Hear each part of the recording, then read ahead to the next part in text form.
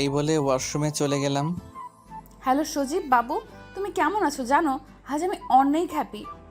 ও তাই বুঝি? আমার বাবনটা আজও এত খুশি কেন, কারণটা জানতে পারি? বলবো না, ট্রিট দাও। আচ্ছা, তোমার জন্য একটা সারপ্রাইজ আছে। আগে বলো তুমি খুশির কারণটা কি? আচ্ছা জানো, আজ আমার এত খুশি হবার কারণ কি জানো? আজ ওই এতিমের মিথ্যে বিয়ের বন্ধন থেকে আমি মুক্ত। ওর মতো লুচ্চায় সাথে সাথে থাকতে থাকতে আমার জীবনটা শেষ হয়ে গেছে। এখন থেকে শান্তিতে নিঃশ্বাস নিতে পারবো। বলো তো, ওর মতো ছোট লোক থার্ড ক্লাস এতিমকে কি আমার সাথে মানায়? আজ ডিভোর্স দিয়েছে ছোট লোকটা, তাই আমি খুশিতে নাচতে ইচ্ছে করছে, কিন্তু তোমাকে ছাড়া একা কেমন করে নাচবো বলো তো? ওরে আমার বাবুনিটা, তোমার ওই কষ্ট পেতে হবে না। আমি পরশু বাংলাদেশে আসতেছি, আর এটাই সারপ্রাইজ। ও সত্যি বাবু, তুমি না অনেক ভালো। আচ্ছা তাহলে পাপ্পি দাও। তুমি আমাকে এখনো পাপ্পি দাওনি, ফোনে দাও না বাবু। প্লিজ বাবু, রাগ করো না। আমার সব ভালোবাসা তোমার জন্য। বিয়ের পর যত পাপ্পি খেতে মন চায় খেও, কিন্তু বিয়ের আগে ফোনেও পাপ্পি দেওয়া যাবে না। ওকে ঠিক আছে, এখন রাখি, বাই। হুম। এই বলে ফোনটা রেখে চোখ ফেরাতেই মনে পড়ল ডিভোর্স পেপারের কথা। আচ্ছা, ডিভোর্স পেপারটা সাইন করে দেই, সব সম্পর্ক শেষ হয়ে যাবে। এই বলে ডিভোর্স পেপারটা নিয়ে যেমনি সাইন করতে যাবে ঠিক তখনই দেখি কি যেন ভাঙায় শব্দ হলো। টেবিলের দিকে তাকাতেই দেখি বিড়ালের দুধের গ্লাসটা ফেলে দিয়েছে। কিন্তু আশ্চর্যের বিষয় হলো গ্লাসের কাছে একটা কি যেন ডাই পড়ে আছে, আরও কি জানি একটা দেখা যায়।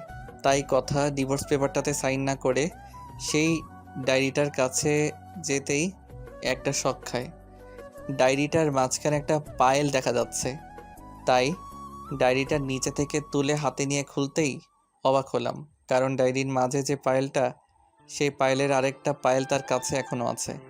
তাই কথা, ভাবতে ভাবতে সে ডায়েরিটা পড়ে দেখবে কথা।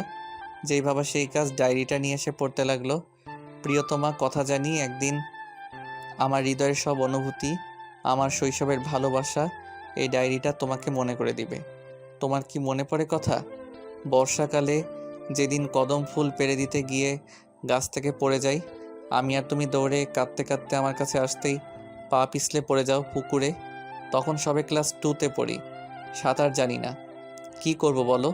তোমাকে বাঁচাতে পানিতে ঝাঁপ দেই। পরে আর কিছু মনে নেই।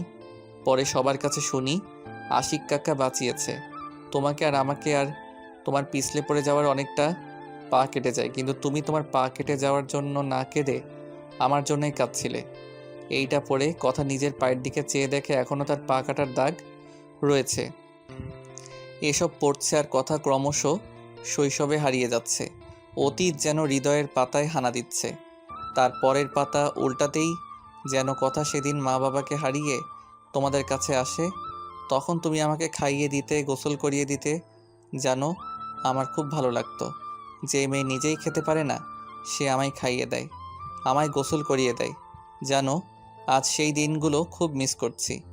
আচ্ছা, তোমাকে জীবন বলে ডাকি। জানো, জীবন, মা বাবাকে হারিয়ে যখন তোমাদের এখানে আসি, তোমার সাথে স্কুলে যাই, তখন এতিম বলে সবাই অপমান করত। কেউ আমার সাথে খেলতো না। তাই স্কুলে সেই বকুল ফুল গাছটার নিকট গিয়ে মা মা বলে রাখতাম। আল্লাহকে বলতাম, আল্লাহ, সব শিশুর বাবা আছে, আমার বাবা মা কোনোটাই নেই। কেন, আমি কি এমন অপরাধ করেছি? আচ্ছা, আমার মা বাবাকে কেন নিলে? আমাকে কেন পছন্দ হয়নি? ও আমাকে রেখে দিছো যেন সবাই অপমান করে, কেউ আমার সাথে না খেলে, এই জন্য? বলো আল্লাহকে, দেখো বাবাই তোমার মতো কেউ আমাকে আর আদর করে না, সবাই বকা দেয়। এমন সময় তুমি পিছন থেকে বললা, কে বলেছে তুমি এতিম? আর কখনো বলবে না। যদি কখনো বলো তাহলে তোমার বাবা মার মতো আমিও চলে যাব না ফেরার দেশে। তুমি কারো সাথে খেলবে না, শুধু আমার সাথে খেলবে। বলো খেলবে না প্লিজ? এইবার একটু হাসো। চলো আমরা দুজন পদ্ম ফুল তুলতে যাব। তার আগে হাসো একটু। আর কে বলেছে তোমার কেউ নেই? তোমার কথা কি মরে গেছে? জানো রাজ, তুমি কাঁদলে আমার বুকে কেমন কেমন লাগে। তোমাকে দেখলে দিশেহারা হয়ে যাই সারাক্ষণ। তুমি পাশে না থাকলে পাগল পাগল লাগে। হুম, আমারও লাগে। চলো আজ অনেকগুলো পদ্ম ফুল তুলবো। জানো, তখনই তোমাকে আমার অবুঝ মনটা ভালোবেসে ফেলে। এরপর কত ছুটাছুটি, কত রঙিন স্বপ্ন। জানো, সবসময় আমি আর তুমি বউ জামাই খেলতাম। কিন্তু একদিন তোমার সাথে রাগ করে তানিয়ার সাথে বউজামাই খেলায় আর তুমি তা দেখে তোমার সবচেয়ে ভালো বন্ধু তানিয়ার সাথে কথা বলা বন্ধ করে দাও। বাসায় এসে না খেয়ে কান্না করো। জানো সেদিন আমিও অনেক কান্না করছি। পরে প্লেটে করে ভাত নিয়ে যখনই তোমাকে বউ করে ডেকে খাইয়ে দিতে যাই, তুমি তখন কান্না করে দিয়ে বলেছিলে, রাজ, তুমি যখন তানিয়ার সাথে বউ জামাই খেলেছো তখন সত্যি আমার মরে যেতে ইচ্ছে করছে। তোমাকে ছাড়া বাঁচবো না আমি। তুমি তুমি তানিয়ার সাথে আর কথা বলবে না, বুঝলা? আর এই যে তোমার হাত আমার মাথায়, এখন প্রমিস করো আমাকে ছাড়া কখনো কাউকে বিয়ে করবে না। জড়িয়ে ধরে কাঁদতে কাঁদতে কথাগুলো বলেছিলে। তখন তোমাকে ছুঁয়ে প্রমিস করেছিলাম জীবনে তোমাকে ছাড়া কাউকে বিয়ে কেন, ভালোবাসবো না। এসব কথা পড়তে পড়তে মনে পড়লো কথা, শৈশবের সেই কথাগুলোর কথা, আর দু চোখ বেয়ে অশ্রু ঝরতে লাগলো। কথায় কথা কিভাবে এতটা খারাপ হতে পারলো? রাস্তার প্রকৃত ভালোবাসা, শৈশব প্রেম কাঁদতে কাঁদতে পরের পাতা দেখতে লাগলো। জানো, তুমি যেদিন চলে যাবে লন্ডনে তখন খুব কেঁদেছিলাম। জানো, তখন তুমি তোমার পা থেকে একটা পায়েল দিয়েছিলে খুলে, আর বলেছিলে এটা যতদিন তোমার কাছে থাকবে মনে করবে তোমার কথাটা তোমার বুকেই আছে, আর এটার সাথে কথা বললে আমার সাথে কথা বলা হবে। জানো, সেদিন থেকে আজ পর্যন্ত পায়েলটার সাথে কথা বলেছি, কান্না করেছি। তোমাকে তো বিয়ে করেও একটা বার বুকে নিতে পারিনি, তাই পায়েলটার সাথে প্রতি রাত গল্প করে বুকে নিয়ে ঘুমাতাম আর ভাবতাম তুমি আমার বুকেই ঘুমাচ্ছ। জানো, যখন তুমি আমাকে এতিম বলতে, সত্যি বলতে, তখন মরে যেতে ইচ্ছা করত। আমার ভালোবাসা কি এতটাই মিথ্যা ছিল যে ভালোবাসা কারো পায়ের নিচেই স্থান পায়? কথার নিঃশ্বাস বন্ধ হয়ে আসতেছে। ডায়েরিটা পড়ে শৈশবের সেই ভালোবাসাগুলো হৃদয়ে ঝড় তুলেছে। মনে হচ্ছে রাজকে বুকে জড়িয়ে খুব কান্না করি। আমি কিভাবে আমার পবিত্র ভালোবাসা রাজকে কষ্ট দিলাম। কথা কিছু ভাবতে পারছে না, চোখ দুটি ছলছল করছে। জানো কথা, যেদিন বাসর রাতে আমি তোমাকে আমার শৈশব থেকে এই পর্যন্ত তিলে তিলে গড়া ভালোবাসার কথা বলতে চেয়েছি, ঠিক তখনই তুমি বাসর রাতে বলেছ ডিভোর্সের কথা। তখন আমার ভালোবাসার অন্ধকারে ঢেকে যায়। এই জন্য আমার সাথে তোমাকে 5 দিন স্বামী স্ত্রীর মতো থাকার শর্ত দিয়েছিলাম। জানো, তোমার সাথে কাটানো সেই 5 দিন আমার জীবনের শ্রেষ্ঠ সময় হয়ে থাকবে। জানো, কাল সারা রাত আল্লাহর কাছে কান্না করে তোমাকে চাইনি, ভেবো না, শুধু চেয়েছি আমার জীবনটা যেখানেই যায়, যার কাছেই থাকে, সে যেন সুখে থাকে। আল্লাহ যেন আমার জীবনের বিনিময়ে তাকে যেন সুস্থ রাখে। আমার ভালোবাসা তো পূর্ণতা পেল না, তাই আমার জীবন যাকে ভালোবাসে আল্লাহ যেন তাকে পাইয়ে দেয়। জানো কথা, কত ইচ্ছে ছিল তোমার কোলে মাথা রেখে জ্যোৎস্না রাতে গল্প শুনবো, তোমার চুলের মোহরিত গন্ধে নিজেকে অজানায় হারাবো, তোমার সাথে সারাদিন খুনসুটি করে রাতে তোমার বুকটাকেই বালিশ বানাবো, তোমাকে জড়িয়ে ধরে ছোট বাচ্চার মতো ঘুমাবো। কিন্তু এটা তো স্বপ্ন ছিল, বাস্তব তো সেটা যে আমি এতিম, আর এতিমের সাথে তোমার যায় না। তোমার কাছে আবারও ক্ষমা চেয়ে নিচ্ছি। তোমার অজান্তে তোমাকে নিয়ে এত স্বপ্ন দেখার জন্য কি করবো বলো? ভালোবাসতাম তোমায়, অনেক বেশি ভালোবাসতাম, কিন্তু যার জন্য ভালোবাসা নামক শব্দটি বড্ড বেমানান, যাকে আল্লাহ মা বাবার ভালোবাসা থেকে বঞ্চিত করেছে, সে তোমার ভালোবাসা কেমনে পায়? তাই লিখে রাখলাম ডায়েরির পাতায়। কথা, ডায়েরিটা পড়ছে আর বুকের সাথে জড়িয়ে ধরে কাঁদছে, আর ভাবছে আমি আমার জীবনটাকে এত কষ্ট দিয়েছি, যার ভালোবাসার কাছে সমস্ত কিছু তুচ্ছ। ডায়েরির পরের পাতা উল্টাতেই চোখে পড়ল নীল কালিতে লেখা, জানো কথা, তোমাকে যতটা ভালোবেসেছি তার চেয়ে বেশি কষ্ট পেয়েছি। তোমার মুখে সজীবের কথা শুনে আমার মরে যেতে ইচ্ছা করতো। জানো, যেদিন শর্তের 4র্থ দিন, সেদিন স্বপ্ন তোমাকে হারিয়ে ফেলা দেখে ঘুম থেকে জড়িয়ে ধরে বলেছিলাম তুমি আমাকে ছেড়ে যেও না। আমি তখন মনে করেছিলাম তুমি বলবে আমাকে যে কখনো তোমায় ছেড়ে যাব না, কিন্তু তুমি তা বলনি। বলছো আমি পাগলের মতো কি বলছি? আসলে আমি তোমাকে ভালোবেসে সত্যিই পাগল, বিশ্বাস করো। আর তোমাকে ভালোবেসে কষ্টই দিয়েছি, ক্ষমা করে দিও আমায়। টেবিলের উপর ডিভোর্স পেপার রাখা আছে, সাইন করে দিও, তাহলেই হবে। তোমায় ভালোবেসে এইটুকু উপকার তো করতে পারলাম। এখন সজীবের হতে পারো, তুমি আর কোনো বাধা নেই। তবে মনে রেখো আমার চেয়ে ভালো তোমায় আর কেউ সামলাতে পারবে না। আচ্ছা, ক্ষমা করে দিও যদি কিছু ভুল বলে থাকি। জানো, কখনো মরে যাই একটু ডায়েরিটা বুকে নিয়ে, তাহলে আমার আত্মাটা মনে করবে তুমি আমাকে জড়িয়ে ধরে রেখেছো। কথার নিঃশ্বাস বন্ধ হয়ে আসছে। ডায়েরিটা বুকে নিয়ে বলতে লাগলো, রাজ, আমি তোমাকে ভালোবাসি। তুমি যে আমার জীবন, স্বপ্ন, সাধনা, আমার শৈশবের ভালোবাসা। এতদিন কাজকে হীরা ভেবে ভুল করেছি। আর ডিভোর্স আমি তোমাকে দিব না। তোমাকে ডিভোর্স দিলে যে আমি মরেই যাব। আমি তোমারই আছি, তোমারই থাকবো। এই বলে ডিভোর্স পেপারটা ছিঁড়ে ফেললো। কাঁদতে কাঁদতে হাঁটু গেড়ে বসে পড়ল। কথা ফ্লোরে কেমনে যাবে রাজের কাছে তাকে যে কষ্ট দিয়েছে। হঠাৎ ফোনটা বাজছে, কথা মনে করছে রাজ ফোন দিয়েছে। কেননা রাজ অফিস থাকলে ফোন দিয়ে বলতো কথা খেয়েছো কিনা, তাই কাঁদতে কাঁদতে ফোনটা তুললো। হ্যালো, আসসালামু আলাইকুম। আপনার হসপিটালে কিছু রিপোর্ট আছে, নিয়ে যান। কথা শুনলো যে ফোনটা হসপিটাল থেকে এসেছে, তাই বললো আচ্ছা আমি আসতেছি। এই যে ম্যাডাম, আপনার হাজবেন্ড কই? সেদিন যে আসছিল। কথা ডাক্তারের মুখে হাজব্যান্ডের কথা শুনেই মনের মাঝে বড়, কারণ কথা তো কোনো সময় রাজকে স্বামী হিসেবে মেনে নেয়নি। বাসরাতে ডিভোর্স চেয়েছে, তাকে তো শুধু কষ্টই দিয়েছে। জানেন, পৃথিবীর সবচেয়ে ভাগ্যবান মেয়ে আপনি, যে আপনার স্বামীর মতো একটা স্বামী পেয়েছেন। একটা মানুষ আরেকটা মানুষকে এত ভালোবাসে, আপনার স্বামীকে না দেখলে বিশ্বাস করতে পারতাম না। সারা রাত আপনার পাশে বসে কাটিয়েছে। যদি বলতাম বলে যান, তখন কি বলতো জানেন? জীবনে কেউ ছেড়ে যেতে পারে, জীবনকে কেউ ছেড়ে যেতে পারে। আপনার পাশে বসে নামাজ পড়ে আর কাটতো, যেন আপনি তাড়াতাড়ি ভালো হয়ে যান। সারা রাত আপনার মাথায় হাত বুলিয়ে দিত। জানেন, পৃথিবীতে খুব কম মানুষই থাকে আপনার মতো ভাগ্যবান। জানেন, এই জন্যই আল্লাহ হয়তো স্বামীর পায়ের নিচে স্ত্রীর বেহেশত রেখেছেন। জানেন, আল্লাহর কাছে সব সময় প্রার্থনা করি আপনার স্বামীর মতো যেন একটা স্বামী পাই। জানেন, আপনার স্বামীর মতো একটা স্বামী পেলে আমি নিজের চুল দিয়ে তার পা মুছে দিতাম। আর এটা জানি তবুও এমন মানুষের ভালোবাসা এক বিন্দু ঋণ শোধ না। সত্যিই ভাগ্যবতী। এদিকে ডাক্তারের কথা শুনে কথার চোখ দিয়ে আষাঢ়ের শ্রাবণ নামতে শুরু করলো। চোখ দিয়ে অশ্রু ঝরছে, কথা যেন পাথরের মূর্তি হয়ে গেছে। ম্যাডাম, আপনি কান্না করছেন কেন? আমি কি আপনাকে কষ্ট দেওয়ার মতো কিছু বলেছি? কথা ডাক্তার ম্যাডামকে জড়িয়ে ধরে বলতে লাগলো, না, তুমি আমাকে আমার মনের চোখ খুলে দিয়েছো। আমার জীবনটা কি আমায় ক্ষমা করবে? আচ্ছা আসি। এই বলে কাঁদতে কাঁদতে হসপিটাল থেকে দৌড়ে বের হয়ে গেল। নিজের গাড়িটা ভুলেই রেখে এসেছে। রাস্তা দিয়ে আনমনে হাঁটছে, হঠাৎ আচমকা একটা গাড়ি ব্রেক করে কথার সামনে। এই যে ম্যাডাম, দেখে চলতে পারে না, অল্পের জন্য বেঁচে গেলেন। এদিকে কথা মুখ ফেরাতেই দেখে যে অপর্ণা নিশাতুল অবনী, যে কথার কলেজের বেস্ট ফ্রেন্ড ছিল। কথা, তুই হঠাৎ এইভাবে রাস্তায় কিছু বুঝতে পারছি না, আর তুই কান্না করছিস কেন? আচ্ছা অন্যদিন বলবো নে। কে? অনেকদিন পর দেখা হলো, তাই না? মনে হয় 4 বছর। ওই তোমার সাথে বেবিটাকে? ওইটা আমার বেবি, বুঝলি? তোর সাথে কথা নেই, তুই আমাকে না বলে বিয়ে করলি? তাই বুঝি? আচ্ছা, এক গাদা সরি, চল বাড়িতে ওঠ।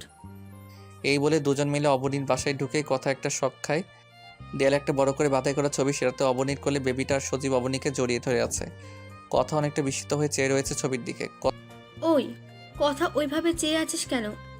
ও তোর সাথে তো কন্ট্যাক্ট করতে পারিনি, তোর ফোনটাও বন্ধ ছিল, তাই আমার আর সজীবের বিয়ের কথা বলতে পারিনি। কি করব বল? কিভাবে যে কি হয়ে গেল কিছুই আন্দাজ করতে পারিনি। না ঠিক আছে। আচ্ছা তোর বরকে বলিস ট্রিট দিতে, বিয়ে তো খেতে পারিনি। কথা অনেকটা হেসে কথাটা বলল, ও তোকে তো বলাই হয়নি, সজীব 2 দিন পর দেশে আসছে।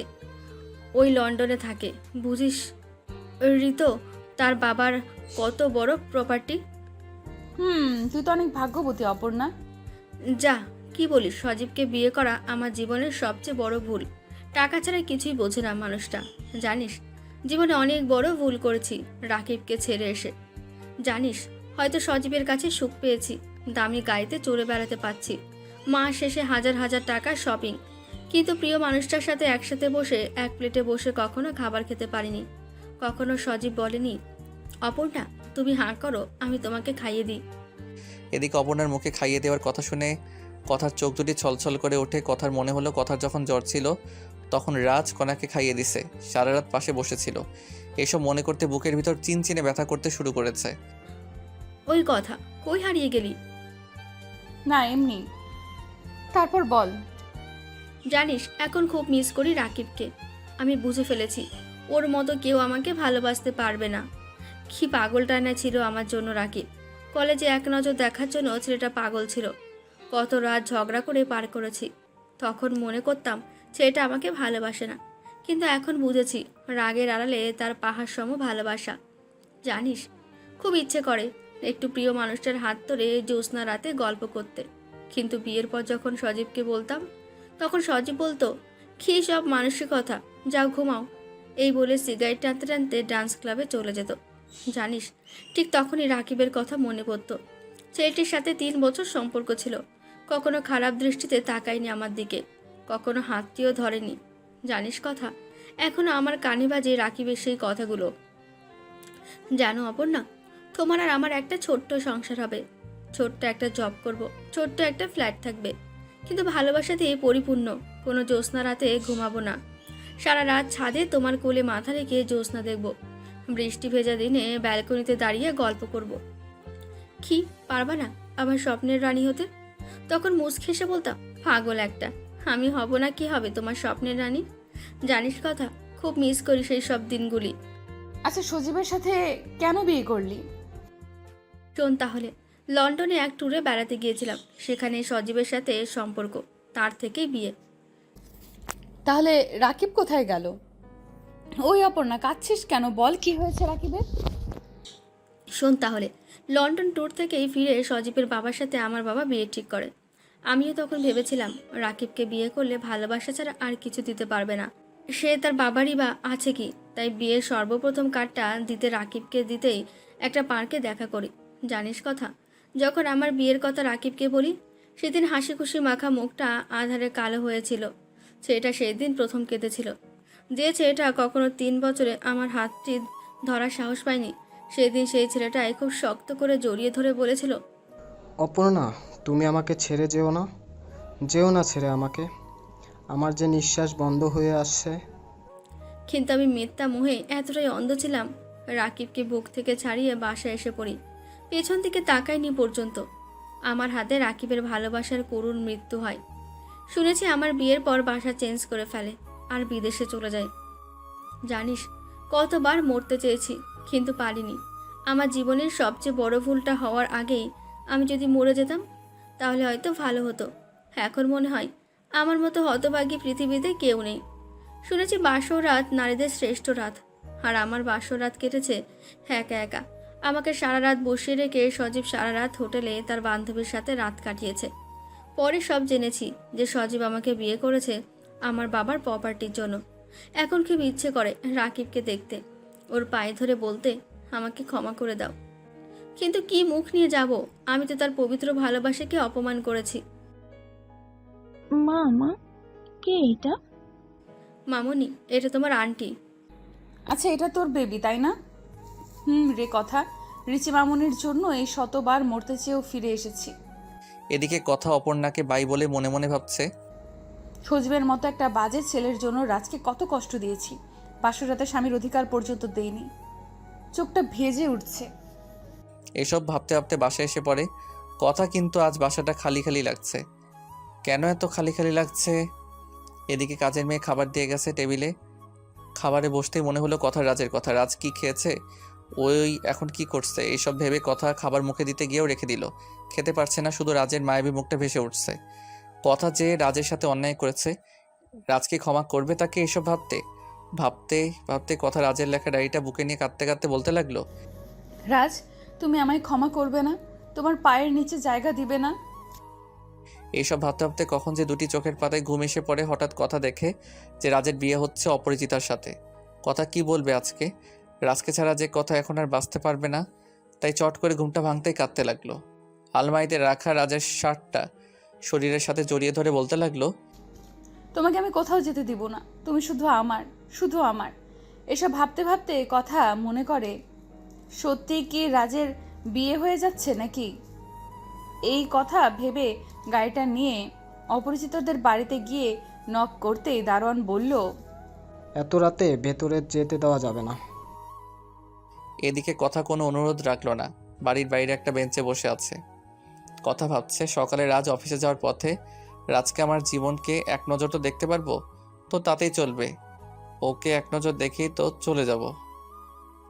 এদিকে আমার চোখে ঘুম আসছে না, কথার কথা খুব মনে পড়ছে, বুকের ভিতরটায় চিনচিন ব্যথা করছে। মনে মনে ভাবছি কথা হয়তো ঘুমাচ্ছে, সে তো আমার থেকে দূরে থাকতেই চেয়েছে, মুক্তি চেয়েছে আমার ভালোবাসার বন্ধন থেকে, কিন্তু কেন এমন লাগছে, কেন ঘুম আসছে না? তাই জানালাটা খুলতেই একটা শক খেলাম। বাইরের দিকে চোখ যেতেই বুকের ভিতরটা দুমড়ে মুচড়ে গেল। বাইরে কথা বসে আছে, কি করব ভাবতে পারছি না, চোখ দিয়ে অশ্রু ঝরতে লাগলো। পলকহীনভাবে চেয়ে রয়েছি, ভাবছি কথা এত রাতে কেন বাসার সামনে বসে আছে। এক মনে ভাবছি যাব, আবার বললাম আমি তো ছোট লোক, কথা তো সজীবকে ভালোবাসে, কথার কাছ থেকে দূরে থাকাই উত্তম। হঠাৎ করে জার্নি স্পর্শ পেলাম, শরীর পিছন দিকে তাকাতে দেখে অপরিচিতা। রাজ, তুমি এখনো ঘুমাওনি? এদিকে জানালার পর্দাটা টেনে দিয়ে চোখটা মুছছে অপরিচিতাকে বললাম, এখনই এমনি ঘুম আসছে না, তাই জানালার পাশে চাঁদ দেখছি। রাজ, তোমার কি হয়েছে? আজ তো অমাবস্যা, তুমি চাঁদ কেমনে দেখে বাজে বকো না তো। না, মনের আকাশের চাঁদটা দেখছিলাম, কি করব বলবো, মনের আকাশের চাঁদে হয়তো গ্রহণ লাগছে। রাজ, কিসব বলছো? অন্ধকারে চাঁদ কেমনে দেখছো? আর গ্রহণ মানে কিসব বলছো? আচ্ছা বাদ দাও, তুমিও তো ঘুমাওনি অপরিচিতা। কি করব, মনটা তো একজনকেই দিয়ে দিয়েছি। আর এছাড়া রাইসা তো বাবাকে পেয়ে মাটাকে ভুলে গেছে, দেখতে এলাম মেয়েটাকে। আচ্ছা অপরিচিতা, তুমি ঘুমাও, আমি একটু পর ঘুমাবো। আচ্ছা রাজ, তোমাকে একটা কথা রিকোয়েস্ট করব। বলো, কি রিকোয়েস্ট? তুমি প্লিজ একটু ঘুমাও, প্লিজ। তুমি কি বুঝো না, তুমি কষ্ট পেলে আমিও কষ্ট পাই। প্লিজ ঘুমাও রাজ। আর কত রাত জাগবে? যাও, তোমার মেয়েটা একা একা শুয়ে আছে। আচ্ছা ঠিক আছে, আমি ঘুমাচ্ছি, তুমিও ঘুমাও। এই বলে বিছানায় শুয়ে পড়লাম। মনে মনে ভাবছি কথা কি এখনো বাইরে বসে আছে। হঠাৎ অনুভব করেছি অপরিচিতা মাথায় হাত বুলিয়ে দিচ্ছে, চোখ দুটি শান্ত হয়ে যাচ্ছে। আচ্ছা রাজ, তোমায় একটা কথা বলি। বলো, কি বলবে? তোমার পায়ের নিচে একটু জায়গা দিবে আমায়, যে অধিকারের মাধ্যমে একটা নারী সমাজে মাথা উঁচু করে বাঁচতে পারে। জানো, খুব ইচ্ছে হয় তোমায় বুকে মাথাটা রাখতে, তোমাকে শক্ত করে জড়িয়ে ধরে বেঁচে থাকতে। তুমি কি পারবে আমার স্বপ্নগুলো পূরণ করতে? অপরিচিতা কথাগুলো বলে শেষ করতে না করতেই দেখে রাজ ঘুমিয়ে গেছে। তাই রাজকে ডাক না দিয়ে রাজের মাথায় হাত বুলিয়ে দিচ্ছে। এক সময় চাঁদের আলো রাজের মুখের উপর পড়তেই মনে হচ্ছে এ এক নতুন রাজ। এত সুন্দর লাগছে চাঁদের আলোয়, তা না দেখলে বিশ্বাস করতে পারতো না। এইভাবে অনেকক্ষণ এক পলকে চেয়ে থাকতে থাকতে অপরিচিতা ভাবলো রাজের কপালে এই চাঁদি আলোয় ভালোবাসার একটা স্পর্শ এঁকে দেয়। তাই আস্তে আস্তে মুখটা রাজের কপালের একটা চুমু এঁকে দিল। কি সুন্দরভাবে ঘুমাচ্ছে রাজ, কি মায়াবী মুখটা, অথচ এর পিছনে লুকিয়ে আছে কতই না কষ্ট। এই সব ভাবতে ভাবতে অপরিচিতা রাজের বুকের উপর শুয়ে পড়ে ঘুমের ঘোরে। অপরিচিতার মনে হচ্ছে রাজ যেন ঘুমের মাঝে অপরিচিতাকে শক্ত করে জড়িয়ে ধরেছে। অপরিচিতায় নিঃশ্বাস ভারী হয়ে আসতেছে, সে এক অজানা অনুভূতি। মনে হচ্ছে সে হারিয়ে যাচ্ছে অসীমের মাঝে। সে কিছু না ভেবে রাজের বুকেই মুখ লুকালো আর রাজকে শক্ত করে জড়িয়ে ধরল। আস্তে আস্তে অপরিচিতা তার ঠোঁট দুটি রাজের ঠোঁটে লাগিয়ে দিল। রাত পেরিয়ে সকালের মিষ্টি সূর্যের আলো জানান দিচ্ছে আর একটা দিন শুরু হলো। কি মজা, কি মজা! বাবাই মমকে জড়িয়ে ধরে শুয়ে আছে। এদিকে রাইসার ডাকে ঘুম ভাঙতেই দেখি অপরিচিতা আমাকে শক্ত করে জড়িয়ে ধরে আছে। অনেকটা তাড়াহুড়ো করে অপরিচিতাকে যখনই ছাড়াতে যাব তখনই বাবাই, বাবাই, থাক, মমকে ছাড়তে হবে না, আমি তোমাদের জন্য চা করে নিয়ে আসছি। কি আনন্দ! আকাশে বাতাসে মম সবাইকে জড়িয়ে ধরছে। এই বলে রাইসা রুম থেকে বের হয়ে গেল। রাইসা রুম থেকে বের হতেই, এ অপরিচিতা ছাড়ো, কি করছো তুমি? প্লিজ আর একটু থাকো না এভাবে। ছি অপরিচিতা, কি বলছো? এই বলে ছাড়িয়ে নিলাম অপরিচিতাকে আমার বুক থেকে। অপরিচিতার ঘুম ভেঙে যার বুক থেকে সরাতেই, সরি রাজ, ঘুমের ঘরে ভুল হয়ে গেছে, প্লিজ তুমি কিছু মনে করো না। সরি, শুধু তোমায় না, আমারও বলা উচিত ছিল, কারণ আমায় তোমাদের বাসাতেই আসা ভুল হয়েছে। আমার এমন কথা শুনে অপরিচিতা কাঁদো কাঁদোভাবে বলল, প্লিজ ভুল বুঝো না। রাতে ঘুমের ঘোরে তোমার বুকে শুয়ে পড়ি। বাবাই কি হচ্ছে? মামুনির সাথে ঝগড়া করছো কেন? আচ্ছা ঝগড়া থামো মম। দেখো তো আমাকে শাড়ি পরলে কেমন লাগবে? হঠাৎ শাড়ি কোথা থেকে আসলো? কেন, নানু ভাই কিনে দিয়েছি, তুমি জানো না মম? হঠাৎ আমি বলে ফেললাম। রাইসা মামুনি, তোমাকে শাড়ি পরলে মহারানীর মতো লাগবে। কি মজা, কি মজা। অনেকটা জোরে জোরে হেসে উঠল রাইসা। মামুনি, তুমি এভাবে হাসছো কেন? বাবাই আমাকে আসতে দাও তো, আগে আমাকে মন ভরে হাসতে দাও। আচ্ছা মম, বাবাইকে ঠিক মতো লিপস্টিকও দিতে পারো নাই তুমি। জানো বাবাই, আমি অনেক সুন্দর করে লিপস্টিক দিতে পারি, তোমাকেও দিয়ে দিব কেমন? ছি মা, তুমি দেখোনি বাবার গালে লিপস্টিক, কপালে লিপস্টিক? ধ্যাত, বাবাকে লিপস্টিক দিয়ে দিবা ঠোঁটে। কেন মুখে দিয়েছো? ধ্যাত বাবা, তুমি ফ্রেশ হয়ে আসো, আমি তোমাকে দিয়ে দেব। এদিকে রাইসার কথা শুনে আমরা একে অপরের দিকে তাকাচ্ছি আর মুখ কামড়াচ্ছি। অপরিচিতা লজ্জায় লাল হয়ে গেছে। লজ্জা মাখা মুখটা অনেক সুন্দর লাগছে। রাইসা মামনি, এবার তুমি চুপ করবে? বাবাকে লিপস্টিক দিতে হবে না, চলো ফ্রেশ হবে। মম, একটা সরা বলি কেমন? আমাদের রাইসা মামুনি কি ছড়াও পারে? তোমার মতো বাবাই যদি ঠিক মতো লিপস্টিক দিতে না পারে, তাহলে আমি ছড়া না বলতে পারলে কোনো সমস্যা নেই। আচ্ছা বলো মামনি, কি ছড়া বলবে? মনে মনে ভাবছি কি ছড়া বলবে আল্লাহই জানে। এক ছিল রাজা, রাজার ছিল একটা বউ, বউটা যেমন তেমন, তাদের ছিল একটা রাজকন্যা। রাজকন্যাটা ছিল বড্ড অভিমানী। রাজা আর রানী মিলে করতো লিপস্টিক নিয়ে খেলা। ছোট্ট রাজকন্যা তা দেখলেই বাজতো 12টা। বাবাই মম বলো তো সরা কেমন হয়েছে? এদিকে রাইসার ছড়া শুনে হাসবো না কাঁদবো ভেবে পাচ্ছি না। হইছে মামুনি, তোমায় ছড়া খুব সুন্দর হয়েছে। এখন স্কুলে যেতে হবে, রেডি হও। যাচ্ছি মামুনি। রাইসা চলে গেলে আমি বলতে লাগলাম, শুনো অপরিচিতা, আজ রাইসা বড় হলে কি ভাবতো বলো তো? ছোট মেয়ে, তাই লিপস্টিক কেন গুলো মুখে লাগছে বুঝতেই পারে নাই বলে এইরকম বলল। ক্ষমা করবে, আমি কালকেই নতুন বাসা নিব। রাজ সরি, সবটাই হয়েছে নিজের অজান্তেই, প্লিজ ভুল বুঝো না আমায়। বাবাই আমি রেডি। এই তো আমার লক্ষ্মী মামুনি। লক্ষ্মী না সাই, লক্ষ্মী হলে মামার আমাকে নিয়ে বেড়াতে যেত। আচ্ছা মামুনি, বিকেলে তোমাকে আর তোমার মমকে নিয়ে নদীর পাড়ে যাব। ওকে বাবা। মুয়া। আমার বাবাইটা দুনিয়ার বেস্ট বাবা। সকালে ব্রেকফাস্ট করে অপরিচিতা আর রাইসাকে নিয়ে বাসা থেকে বের হতেই, সাহেব সাহেব, ওই যে গাছের নিচে বেঞ্চটাতে মেয়েটা বসে আছে, ওই মেয়েটা রাত 3টার দিকে এসেছিল আর যায়নি। দারোয়ানের কথা শুনতেই বুকটা যেন ফেটে যাচ্ছিল। বুকের মাঝে কষ্ট চাপা দিয়ে তবু বললাম, আচ্ছা তুমি যাও। এদিকে অপরিচিতা আমার দিকে চেয়ে আছে। হঠাৎ করে আমাকে দেখে দৌড়ে কাছে আসলো, মনে হচ্ছে কিছু বলবে। ঠিক তখনই, বাবাই, ও বাবাই, এই আন্টিটা না তোমাকে বকা দিয়েছে, তোমাকে এতিম বলে বাসা থেকে বের করে দিয়েছে। আচ্ছা বাবাই, তোমাকে এতিম কেন বলেছে? মামুনি, তোমার আন্টি ঠিকই বলেছে, আমি যে মা এতিম, আমার কেউ নেই। বাবাই ছি, এই আন্টি তোমায় মিথ্যা বলেছে, পচা আন্টি। তোমার রাইসা মামুনি আছে না, সাথে রাইসা মামুনির মামা আছে না, কি বলেছে তোমার কেউ নেই, আমরা তো আছি। সত্যি তো, আমার রাইসা মামুনি আছে। এই বলে কোলে তুলে নিয়ে 2 গালে 2টা পাপ্পি দিয়ে দিলাম। আন্টি, ওই আন্টি, তুমি আমার বাবাইকে আবার বকা দিতে আসছো? আমার বাবাইটা অনেক ভালো। এদিকে কথার দিকে চেয়ে দেখি কথার ঠোঁট কাঁপছে, চোখ দিয়ে পানি পড়ছে, চোখ দুটি লাল হয়ে আছে। কিছু বলতে চেয়েও দৌড়ে চলে গেল। নিজের অজান্তেই বুকটা কেমন করে উঠল। রাত চলো তো, লেট হয়ে যাচ্ছে। রাইসাকে স্কুলে নামিয়ে দিয়ে অফিসে গিয়ে বসতেই ডেস্কের ওপর দেখতে পাই একটা নীল খাম। খানিকটা অবাক হয়ে খামটা খুলতেই দেখি একটা চিঠি। চিঠিটা বের করে পড়তে লাগলাম। প্রিয় রাজ, তোমাকে কি বলে সম্বোধন করব তা আমার জানা নেই। জানো, সেই কলেজের প্রথম দিন থেকে তোমাকে দেখেই ভালো লেগে যায়।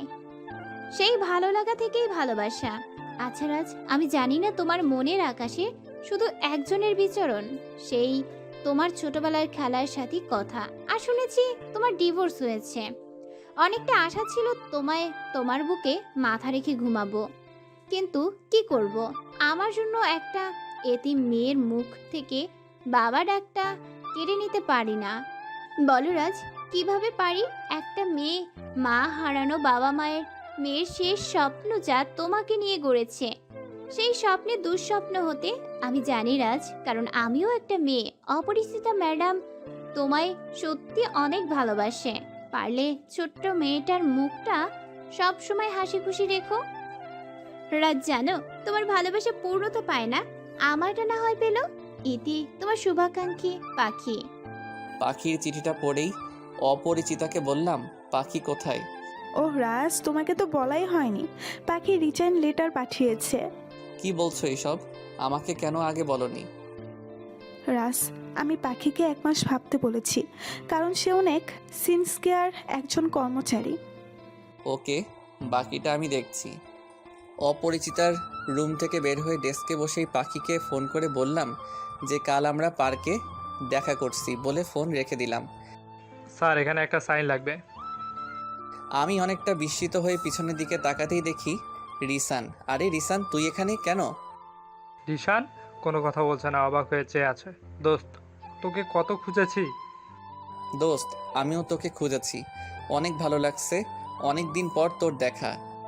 দোস্ত, অনার্স কমপ্লিট করে এখানে আবেদন করেছিলাম, আল্লাহর রহমতে চাকরিটাও হয়ে যায়।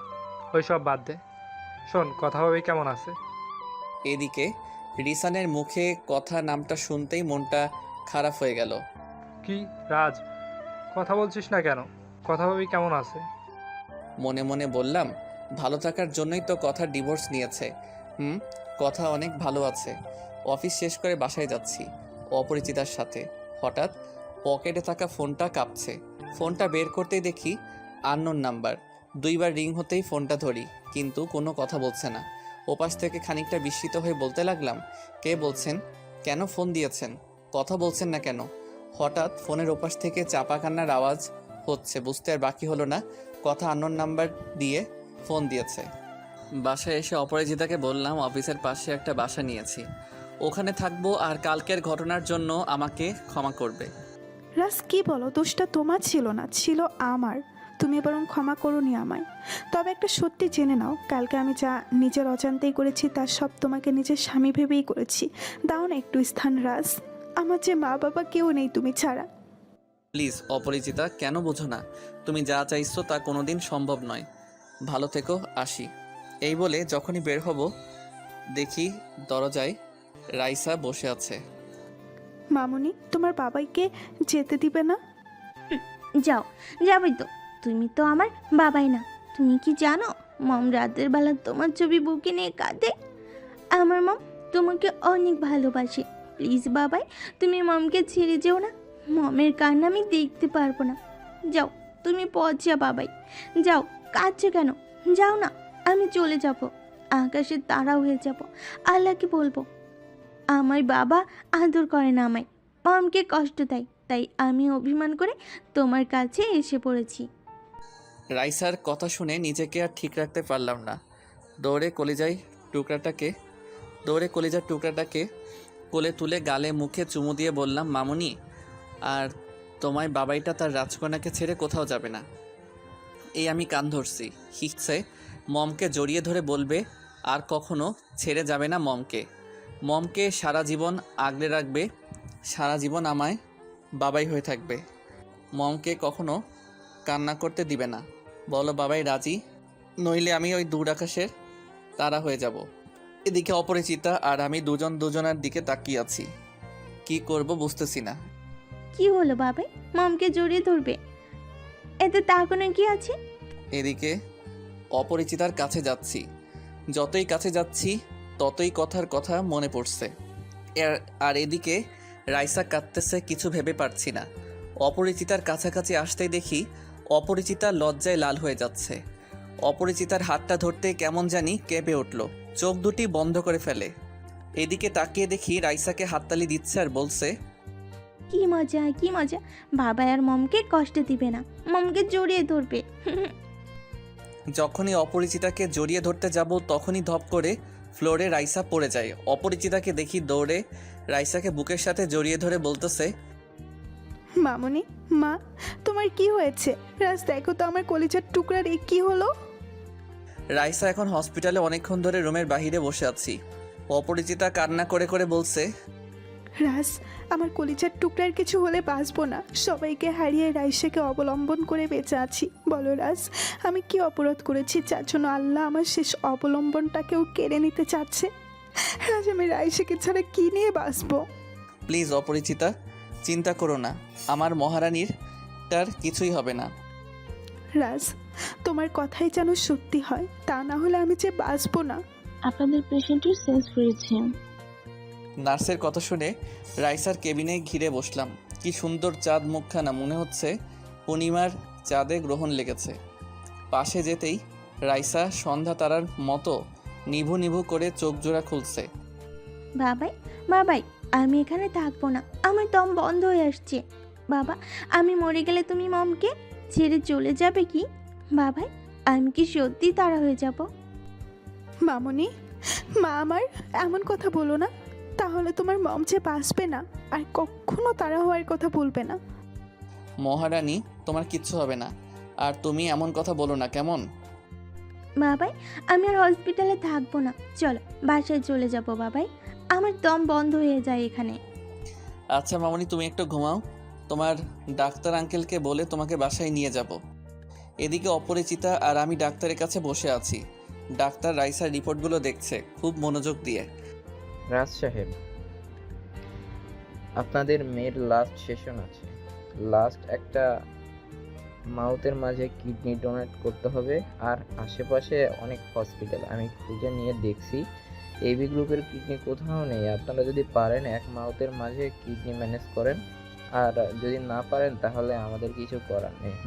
আচ্ছা ডক্টর, আপনি সব কিছু রেডি করেন, কিডনির ব্যবস্থা হয়ে যাবে।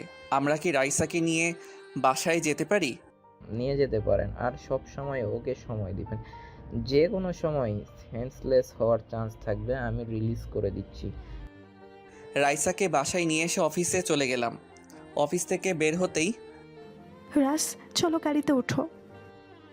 যখনই গাড়িতে উঠবো তখনই দেখি ফোনটা বাজছে, তাই ফোনটা ধরতেই, হ্যালো রাজ, আমি তোমার পছন্দের সেই নদীর পাড়ে আছি। তুমি কি জানো, বলতে চেয়েছিলা, তুমি কি আসবে? তুমি থাকো, আমি আসতেছি। অপরিচিতাকে বলে নদীর পাড়ে চলে গেলাম। নদীর পাড়ে যেতেই একটু দূরে দেখি পাখি বসে আছে। কাছে যেতেই অনেকটা অবাক হলাম যে মেয়ে কোনোদিন শাড়ি পরেনি, আজ সে নীল শাড়ি পরেছে। কাশফুলে ঘেরা নদীর পাড়ে হিমহিম বাতাসে এলোমেলো চুলগুলো চোখের উপর এসে পড়েছে। রাজ, কি যেন বলবে? আমার তাড়া আছে। বলছি। আচ্ছা, তুমি চাকরি ছেড়ে দিয়েছো কেন? জানো রাজ, আমি জানি তোমাকে কোনোদিনই পাবো না। আমি যেমন তোমায় ভালোবাসি, তেমনি অপরিচিতা ম্যাডামও ভালোবাসে। সে ফুলের মতো পবিত্র একটা মেয়ে, তার হৃদয়ে তোমাকে বাবার স্থান দিয়েছে। আর তুমি ভালোবাসো কথাকে, যে কিনা তোমাকে কষ্ট ছাড়া কিছু দেয়নি। বাদ দাও এসব কথা। জানো রাজ, তোমাকে যতবারই ভুলতে চেয়েছি ততবারই তোমার মায়াবী মুখটা ভেসে উঠে। তাই ভাবছি তোমার থেকে দূরে চলে গেলে স্মৃতিগুলো হয়তো আর কষ্ট দিবে না, যা তোমাকে দেখলে পাবো। তাই ডিসিশন নিয়েছি চাকরিটা ছেড়ে দিব। ম্যাডামকে রিজাইন লেটার পাঠিয়েছি, ক্ষমা করবে আমায়। রাজ, অনেক বিরক্ত করেছি। রাত্রিবেলা তোমাকে ব্ল্যাকমেল করে জড়িয়ে ধরেছি। সত্যি তুমি খুব ভালো। তোমার জায়গায় অন্য যে কোনো পুরুষ হলে আমার দুর্বলতার সুযোগটা কাজে লাগাতো। তোমার মতো বন্ধু পেয়েছিলাম, তাতেই আমি সুখী। জানো পাখি, পৃথিবীতে সবার ভালোবাসা পূর্ণতা পায় না। আকাশ যেমন মাটিকে ভালোবাসে, মাটিও তেমন আকাশকে ভালোবাসে, কিন্তু তাদের ভালোবাসায় আকাশ পাতাল ব্যবধান। একটা কথা বলি, তুমি যদি আমায় সত্যি ভালোবাসো তাহলে চাকরিটা ছেড়ে দিও না। চাকরিটা না ছাড়লে তুমি খুশি? অনেকটা খুশি হব। আচ্ছা, কাল থেকে অফিস জয়েন করব। হ্যালো মাই সুইটহার্ট, কেমন আছো? কথা ভাবছে রাজ, কিন্তু কণ্ঠটা শুনে বুঝতে বাকি থাকলো না এটা রাজ না, এটা সজীব। কিসের জন্য ফোন দিয়েছেন? সুইটহার্ট, আমি দেশে এসেছি, তাই এসেই প্রথমে তোমাকে ফোন দিলাম। মন খারাপ করছো সুইটহার্ট আমার ফিরতে দেরি হওয়ায়?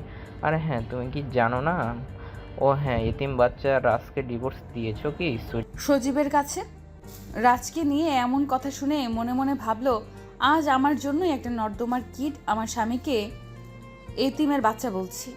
আমি অনেক বড় অপরাধী, না বুঝি কতই না কষ্ট দিয়েছি। যার পায়ের নিচে আল্লাহ আমার বেহেস্ত রেখেছে, আল্লাহ কি আমায় ক্ষমা করবে? আমার প্রাণের স্বামী রাজ কি আমায় ক্ষমা করবে? আমি কি তাকে বাসর রাতে স্বামীর অধিকারটুকু পর্যন্ত দেইনি? আমি তো তাকে বাসর রাতে স্বামীর অধিকার পর্যন্ত দেইনি। এইসব ভাবতে ভাবতে কথায় চোখ দিয়ে অশ্রু ফোয়ারা নামতে শুরু করলো। থার্ড কথা বলছো না কেন? লোকটাকে ডিভোর্স দিয়েছো? আমি জানি ওই এতিমটার সাথে আমার সুইটহার্টটার একই ছাদের নিচে থাকতে অনেক কষ্ট হয়েছে, তাই ভাবছি কাল হোটেলে পার্টি দিব, হোটেলে সবার আমার সুইটহার্টটাকে পরিচয় করিয়ে দিব। সজীবের মুখে রাজকে এতিম ছোটলোক ডাকতে শুনে কথার আবারও কান্না পেল, যেমনটা পেত আজ থেকে 15 বছর আগে প্রাইমারি জীবনে।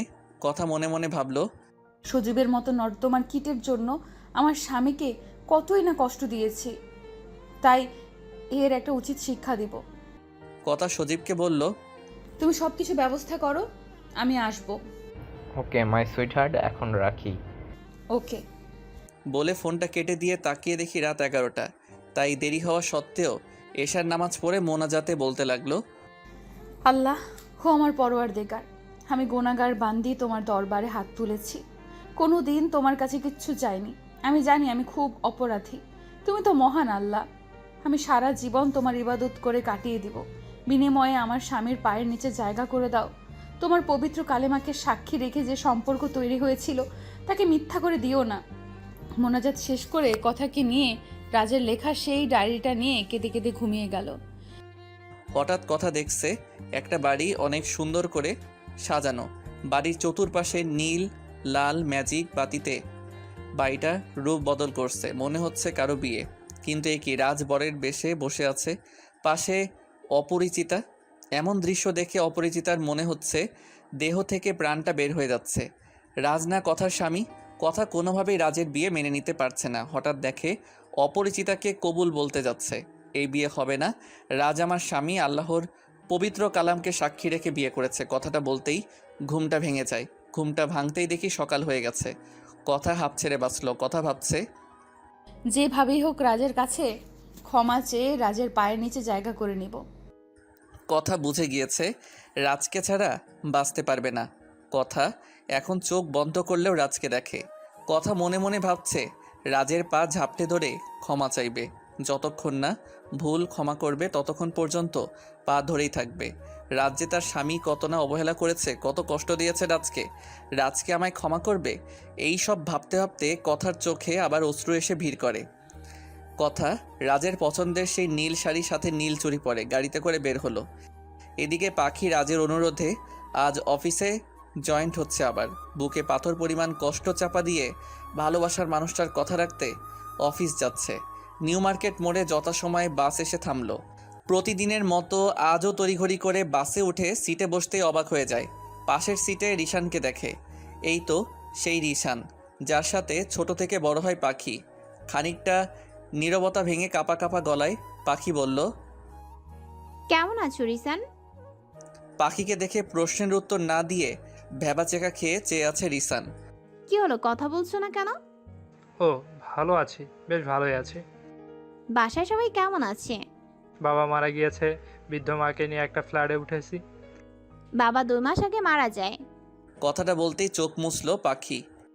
সরি, আমি জানতাম না, জানলে হয়তো বলতাম না। না রিসান, ঠিক আছে। আর সরি, এসএসসি পরীক্ষা দেওয়ার পর বাবার বদলি হওয়াতে ঢাকা চলে আসতে হয়। আর সেদিন সকালে তোমাকে বাসায় বলতে গিয়েছিলাম, পরে শুনি তোমরা নানু বাড়িতে গিয়েছিলে। অনেক মিস করছি স্কুল লাইফের সেই বন্ধুত্বের দিনগুলো। আচ্ছা, মন খারাপ করতে হবে না পাখি, আমাদের বন্ধুত্বের বিশ্বাস ছিল যে আমাদের আবার দেখা হবে। সেজন্যই আবার দেখা। আচ্ছা বাদ দাও, সকাল সকাল অফিস যাওয়া হচ্ছে নাকি? গত 1 সপ্তাহ আগে একটা জব হয়েছে, হয়তো আল্লাহ গরিবের দিকে চেয়ে দেখেছে। যাক, প্রথম দেখাতেই সুসংবাদ। আর কোনো জায়গায় চাকরি হয়েছে। আর আমাকে সামনে ফ্রাইডেতে ট্রিট দিতে হবে। ও আচ্ছা, ট্রিট পেয়ে যাবে। আর আমার জবটা একটা মাল্টি ন্যাশনাল কোম্পানিতে হয়েছে। কোম্পানির নাম রাইসা ইন্টারন্যাশনাল কোম্পানি লিমিটেড। রিশানের মুখে রাইসা ইন্টারন্যাশনাল কোম্পানির নামটা শুনতেই পাখি বিস্মিত হলো। হঠাৎ জোরে একটা ধাক্কা খেলো পাখি। মনে হচ্ছে চোখ দুটি বন্ধ হয়ে আসছে। ঝাপসা ঝাপসা চোখে পাখি খেয়াল করছে কে যেন তাকে শক্ত করে জড়িয়ে ধরে আছে। গাড়ির কাঁচগুলো ভেঙে তার উপরে পড়ছে বৃষ্টির শিলের মতো। কপাল ফেটে রক্ত বেয়ে বেয়ে চোখের পাতা এসে পড়ছে। মনে হচ্ছে আজই জীবনের শেষ দিন। নিঃশ্বাস বন্ধ হয়ে আসছে। গাড়িটা দুমড়ে মুচড়ে রাস্তার পাশে একটা খালি গিয়ে পড়লো। তারপরও কে যেন শক্ত করে জড়িয়ে ধরে আছে। তার মাথা থেকে ফুলকি দিয়ে রক্ত বের হচ্ছে। আমার মুখে রক্ত এসে পড়ছে। কি হচ্ছে কিছুই বুঝতে পারছে না। সব কিছুই দুঃস্বপ্নের মতো মনে হচ্ছে। এরপর আর কিছু মনে নেই। সেন্স ফিরে পাওয়ার পর পাখি নিজেকে হসপিটালে আবিষ্কার করে। উঠতে যাব তখনই দেখে তার এক হাতে স্যালাইন যাচ্ছে, অন্য হাতে রক্ত পোস্ট হচ্ছে। হঠাৎ ম্যাডাম উঠবেন না? আপনি এখনো অসুস্থ। আমার কি হয়েছিল? আমি এখানে ম্যাডাম, কেন? আপনি যে গাড়িতে করে অফিস যাচ্ছিলেন তা সকালে একটা ট্রাকের সাথে ধাক্কা লেগে খালে গিয়ে পড়েন। আর বাসে 3 জন ছাড়া প্রায় সবাই মারা গেছে। আপনার ভাগ্যটা অনেক ভালো। সময় মতো যদি কেউ না নিয়ে আসতো তাহলে আমাদের কিছুই করার থাকতো না। এদিকে পাখি নার্সের কাছে এসব শুনে বলল, কে সেই মানুষ যে আমার জীবন বাঁচালো? দেখবেন তাকে? পাখি বিস্মিত কণ্ঠে বলল, দেখবো। যে আমাকে মৃত্যুর থেকে বাঁচালো। ও, আরেকটা কথা, সেই মানুষটাই আপনাকে বাঁচাতে নিজের জীবনের ঝুঁকি নিয়ে রক্ত দেয়। হসপিটালে কোথাও আপনার রক্ত পাওয়া না গেলে। সিস্টার, প্লিজ বলেন না কে আমাকে এখানে নিয়ে আসলো, কে আমাকে বাঁচালো। সে মানুষটাকে বড্ড বেশি দেখতে ইচ্ছে করছে। এদিকে কারো আসার শব্দ শোনা যাচ্ছে। পাখির হার্টবিট বাড়ছে সে মহান পুরুষটাকে দেখবে বলে। হঠাৎ মিস্টার রিশান আসতে ব্যথা পাবেন। এই যে ম্যাডাম, মিস্টার রিসেন সাহেব আপনাকে হসপিটালে নিয়ে আসি। তিনিও এই গাড়ির যাত্রী ছিল। তার শরীরে বিভিন্ন জায়গায় গাড়ির কাজ ঢুকেছিল, তা বের করে ড্রেসিং করে দেওয়া হয়েছে। এদিকে নার্সের কথা শুনে পাখির আর বুঝতে বাকি থাকে না যে গাড়ির ভিতর পাখিকে বাঁচানোর জন্য রিসান জড়িয়ে ধরেছিল, আর যার ফলে গাড়ির কাজগুলো তার পিঠে গিয়ে ঢোকে। রিসান, কেন নিজের জীবনের ঝুঁকি নিলে আমাকে বাঁচাতে? রিসান মুচকি এসে বলল, পাখি, এটা আমাদের বন্ধুকে বাঁচানোর জন্য কর্তব্য ছিল। তাই বলে নিজের জীবনের ঝুঁকি নিয়ে এভাবে? পাখি, আমাকে ক্ষমা করো। বন্ধু হিসাবে তোমাকে প্রোটেক্ট করতে পারিনি। তোমার অনেক ব্লাড গেছে, আর ক্ষমা চেয়ে নিচ্ছি তোমাকে জড়িয়ে ধরার জন্য। এছাড়া হয়তো তোমাকে বাঁচানো যেত না। রিসান, কি বলছো? কেন ক্ষমা চাচ্ছ তুমি? যা করেছো সব আমার জীবন বাঁচানোর জন্য। কথাটা শেষ করতে না করতেই দেখে রাজ, তুমি এখানে? শুনলাম তুমি নাকি অ্যাক্সিডেন্ট করেছো, তাই আর সকালে ব্রেকফাস্ট হয়নি, বাহিরে অপরিচিতা গাড়ি পার্ক করে আসছে। এদিকে পাখি চেয়ে দেখে রাজের চোখে পানি। রাজ, আমার কিছু হয়নি তো। আর হলেও তো তোমার ভালো হতো, কেউ বিরক্ত করতো না। আর তোমার চোখে পানি কেন? কি বলছো পাখি? তুমি আমার বন্ধু, আমার জীবনের একটি অংশ, আর এমন বলবে না। তোমার জীবন রাঙাতে আমার চেয়ে ভালো কেউ আসবে? হঠাৎ পাশে তাকাতেই দেখে রিসান। রাজ পাখিকে অবাক করে রিসানকে জড়িয়ে ধরে বলতে লাগলো, দোস্ত, তোর কিছু হয়নি তো? কি বলছিস রাজ? তোর মতো বন্ধু যার আছে তার কি কিছু হবে? রাজ, তুমি রিসানকে কেমনে চিনো? শুনো, রিসান আর আমার পরিচয় একটা সমাজসেবামূলক কাজে দুজনই রোহিঙ্গাদের জন্য তাড়ান নেওয়ার পথে একটা দুর্ঘটনায় রিসান আহত হয়। তারপর ওকে হাসপাতালে নিয়ে যায়। পরে রিসান তাদের গ্রামের বাড়িতে নিয়ে যায়। আর আমার মা না থাকায় রিসানের মা আমাকে সন্তানের অধিকার দেয়। তারপর থেকেই আমরা দুজন বন্ধু। ও, তাহলে ভালোই। পাখি, তুমি কেমনে রিসানকে চেনো? রাজ, রিসান আর আমি একই স্কুল থেকে এসএসসি পাশ করি। তারপর বাবা বদলি হওয়ায় 7 বছর দেখা হয়নি। তবে 7 বছর পর আজ প্রথম দেখাতেই হসপিটালে। পাখি আর রিশান তোমাদের হসপিটালে বিল পেমেন্ট করে দিয়েছি, বিকেলে রিলিজ করে দিবে। আপাতত যতদিন সুস্থ না হচ্ছ ততদিন অফিসে আসতে হবে না। এদিকে হসপিটাল থেকে বের হয়ে অফিসে কিছু গুরুত্বপূর্ণ ফাইলের কাজ শেষ করে বাসার গেটে গাড়িটা ধার করাতেই দারোয়ান বলল, স্যার, একটা মেয়ে সকালে এসে খুঁজতে করতেছে। আমি বলছি স্যার, আসতে লেট হবে। ও আচ্ছা, তুমি গেট খুলে দাও। স্যার, এই মেয়েটা যায়নি। প্রায় 6 ঘন্টা ধরে বাড়ির সাইডে বেঞ্চটাতে বসে কাঁদছে আর কিছুক্ষণ পর পর রাস্তার দিক তাকাচ্ছে। স্যার, মেয়েটা কিছু খায়নি, সারাদিন ওখানেই বসেছিল। আমি একবার বলেছিলাম, ম্যাডাম আপনার জন্য কিছু কিনে নিয়ে আসবো, বিপরীতে সে বলছে, ভাইয়া, খাবার লাগবে না, দোয়া করো আমি যেন আমার স্বামীর পায়ের নিচে একটু জায়গা পাই। তার মনে হচ্ছে তার স্বামীটা অনেক ভাগ্যবান, কারণ মেয়েটা তার স্বামীকেও অনেক ভালোবাসে। এদিকে দারোয়ানের কথা শুনে নিজের কান্না লুকাতে পারছি না, বুকটা হাহাকার করছে। আচ্ছা তুমি যাও, আমি ওনার সাথে কথা বলছি। রিসার্চ গাড়ি থেকে নেমে কথার সামনে গিয়ে দাঁড়ালাম। কথা এখন আমাকে দেখেনি, মাথা নিচু করে আছে, গাল বেয়ে বেয়ে পানি পড়ছে। আমি হালকা কাশি দিতেই দেখি কথা মাথা তুলে কেমন যেন করুণ নজরে তাকালো। তার চাহনি দেখে মনে হচ্ছে কথা কিছু বলতে চাই। কথার মুখটা দেখার সাথে সাথেই বুকটা কেমন যেন মোচড় দিয়ে উঠল। কথা আমার দিকে তাকিয়ে বাকশক্তি হারিয়ে ফেলেছে। চোখ দিয়ে বৃষ্টির ফোঁটার মতো টপ টপ করে পানি পড়ছে, চোখের নিচে কালো দাগ পড়ে গেছে। খুব ইচ্ছে করছে ভালোবাসার মানুষটাকে বুকে জড়িয়ে নিতে, বুকে জড়িয়ে ধরে বলতে ইচ্ছে করছে, তুমি নিজের শরীরের কি করেছো? তুমি জানো না তুমি কষ্টে থাকলে আমি কষ্ট পাই। বুকটা ফেটে যাচ্ছে কথার এমন অবস্থা দেখে। কিন্তু না, কথা তো আমাকে ভালোবাসিনি। এই কথা তো আমার ছোটবেলার খেলার সাথী কথা নয়। এই কথার কাছে তো আমি ছিলাম একজন মা বাবাহীনা ছোট লোক, যার জন্য সবসময় এতিম অনাথ বলেই ধিক্কার জানিয়েছে। এসব ভাবতে ভাবতে চোখের পাতা ছলছল করে উঠল। হঠাৎ কথা এমন করবে তা মোটেও ভাবতে পারিনি। কথা আমার পা দুটি ঝাপটে ধরে বলছে, রাজ ক্ষমা করে দাও আমায়, আমি অনেক বড় অপরাধ করেছি। আমাকে তুমি যা সাজা দিবে দাও। তোমাকে তোমাকে ছাড়া বাঁচবো না, বাঁচতে পারবো না রাজ। না হলে আমাকে গলা টিপে মেরে ফেলো, তবুও তোমার থেকে দূরে সরিয়ে দিও না। আমি মনটাকে শক্ত করে বললাম, এ কি করছেন আপনি? লোকে দেখলে কি মনে করবে? যে যাই মনে করুক, যা ভাবুক, তাতে আমার কিছু যায় আসে না রাজ। আমি আমার স্বামীর পা ধরেছি, লোকে কি বললো তা তো আমার জানার বিষয় না। প্লিজ পা ছাড়েন। তুমি যতক্ষণ না পর্যন্ত আমায় ক্ষমা করবে ততক্ষণ আমি পা ছাড়বো না। এদিকে কথাকে পা থেকে তুলে বললাম, আমি তো তোমায় তখনই ক্ষমা করে দিয়েছি, ডিভোর্স পেপারের সাথে সাথে ক্ষমাটাও করে দিয়েছি। রাজ দাও না তোমার পায়ের নিচে একটু জায়গা। তুমি শুধু 2 বেলা খেতে দিও, অপরিচিতাকে নিয়ে সংসার করো, আমার কোনো অসুবিধা নেই। শুধু তোমার বাড়িতে চাকরানি হিসেবে একটু জায়গা দিও। কি বলছেন আপনি? জানেন আপনার প্রতি আমার কোনো অধিকার নেই। একটা এতিমের চাকরানি হবে লন্ডনে ইঞ্জিনিয়ারিং পড়ুয়া একটা মেয়ে। শুনেন, আমরা এতিমদের কখনো বড় স্বপ্ন দেখতে হয় না। এতটাই হতভাগ্য নিয়ে জন্ম নিয়েছি যে যার কারণে ছোটবেলাতেই মা বাবাকে হারাই। আমাদের স্বপ্ন দেখা অপরাধ। আর এখন তো আপনার খুশি হওয়ার কথা, এতিমটা আর আপনাকে বিরক্ত করে না। জানেন, মাঝে মাঝে মনে হয় আমার জন্মটা না হলেই ভালো হতো। আমার জন্য আপনি আমার ভালোবাসার মানুষকে পাননি। বিয়ে নিয়ে আপনাদের কত প্ল্যান ছিল, সব ভেস্তে গিয়েছে। বলা ঠিক না, জানেন আপনাকে নিয়ে অনেক স্বপ্ন দেখেছিলাম। আমাদের একটা সংসার হবে, সংসারে রাইসার মতো একটা মেয়ে আসবে। কথাটা বলেই কেঁদে ফেললাম। কিন্তু আপনি বাসর রাতেই আমাকে বলেছেন আপনার হৃদয়ের আকাশটা শুধু সজীবের, সজীব ছাড়া অন্য কেউ আমাকে ছুঁতে পারবে না। এতিম ছোটলোকের বাচ্চা হলে বাসরাতের দিন কত কথাই না বলেছেন। বাসরাতটা ফ্লোরে শুয়ে কাটাতে হয়েছে। শুনেন, আমি আপনাকে মুক্তি দিয়েছি চিরদিনের জন্য, আর আমার সামনে কখনো এসব বলতে আসবেন না। আমার মরে যেতে ইচ্ছে করে আপনার সাথে কাটানো ওই স্মৃতিগুলো মনে করতে। আমি আর কখনো আপনার মুখটা দেখতে চাই না। আপনি কখনো আমার সামনে আসবেন না। কথাগুলো বলতে গিয়ে মনে হলো দেহ থেকে প্রাণটা বের হয়ে যাচ্ছে। কথা মূর্তির মতো দাঁড়িয়ে চোখ দিয়ে অনবরত পানি ফেলছে। কথা কি বলবে, কথা যা মনে মনে ভাবছে আমি যা রাজের সাথে করেছি তা কোনো পশু করতে পারে না। কিন্তু আমি তত রাজকে ছাড়া বাঁচতে পারবো না।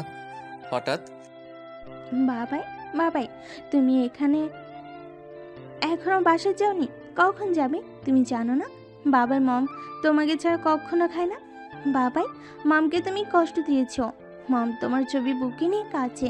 আসো, খাবে, চলো, মম খাবার নিয়ে অপেক্ষা করছে।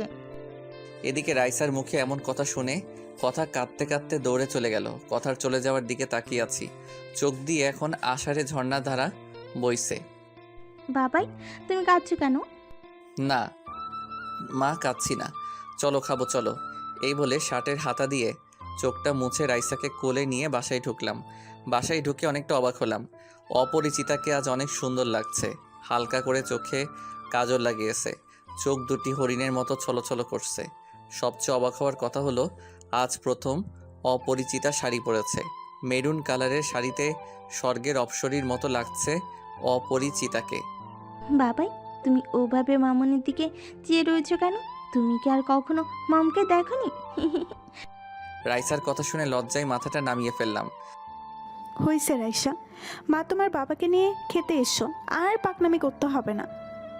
এদিকে খাবার টেবিলে বসতেই দেখি আমার সব ফেভারিট আইটেম, সাথে ভুনা খিচুড়িও আছে। বুঝতেছি না আজ কোন স্পেশাল ডে নাকি। খানিকটা নীরবতা ভেঙে বলেই ফেললাম, অপরিচিতা, তোমায় একটা কথা বলবো? অপরিচিতা শুধু মাথা নাড়িয়ে হ্যাঁ সূচক জবাব দিল। আচ্ছা বলো তো, এত সুন্দর করে সাজার মানেটা কি? কেন, খারাপ লাগছে আমায়? না, খারাপ লাগবে কেন? তোমার কথা শুনে মনে হচ্ছে খারাপ লাগছে।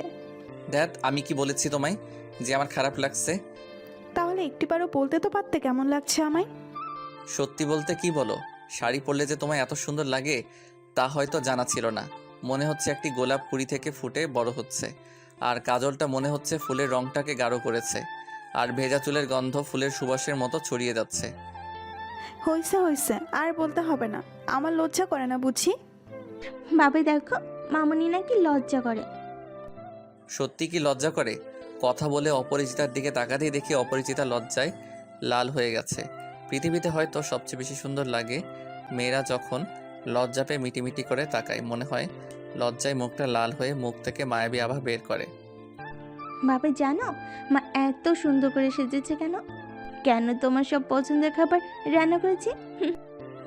রাইসার কথায় খানিকটা বিস্মিত হয়ে বললাম, মামনি, আমি তো জানি না কেন তোমার মামনি এত সুন্দর করে সেজেছে। আমার পছন্দের সব খাবার রান্না করেছে, তুমি কি জানো? বলবো না, তবে বলতে পারি, একটা শর্ত আছে। ওকে বলো, কি শর্ত? বাবাই, আমাকে আর মমকে আজ বাইরের থেকে ডিনার করিয়ে আনতে হবে। ওকে, এখন বলো। বাবাই, মমের আজ জন্মদিন, তাই মম আমার রাগী বাবাইটার জন্য সেজেছে। রাইসার কথা শুনে শক খেলাম।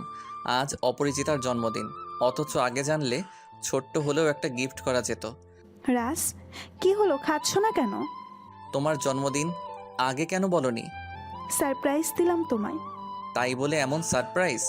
তোমার জন্মদিনে তোমাকে কিছুই দিতে পারলাম না। হয়েছে, কিচ্ছু দেওয়া লাগবে না। একটা অনুরোধ করব? কি বলো? আমি কি তোমাকে খাইয়ে দিতে পারি? খুব ইচ্ছা করছে তোমার পছন্দের খাবার তোমাকে খাইয়ে দিতে। আমি কি ছোট মানুষ নাকি, অপরিচিতা? হুম, বাবাই তুমি ছোটই, আমি বড়। আমাদের রাইসা মামুনি তো বড়, কত বড়। বড়দের কথা শুনতে হয়, তাই মম তোমাকে খাইয়ে দিবে, তুমি মমকে খাইয়ে দিবে, আর তোমরা দুজন দুজনকে খাইয়ে দিবে। অনেক মজা হবে, তাই না? এদিকে রাইসার কথা শুনে আর না করতে পারলাম না। এদিকে দেখি মুখের কাছে অপরিচিতা খাবার তুলে ধরেছে। খাবার মুখে দিয়ে চিবাচ্ছি, চেয়ে দেখে অপরিচিতা মায়াবী চোখে তাকিয়ে আছে আমার দিকে। আমি খানিকটা পরে বললাম, কি হা করে আর কতক্ষণ বসে থাকবো? আর এভাবে চেয়ে রয়েছো কেন? না, দেখছি।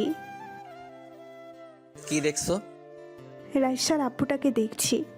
এই বলে জিভ কামড় দিলাম।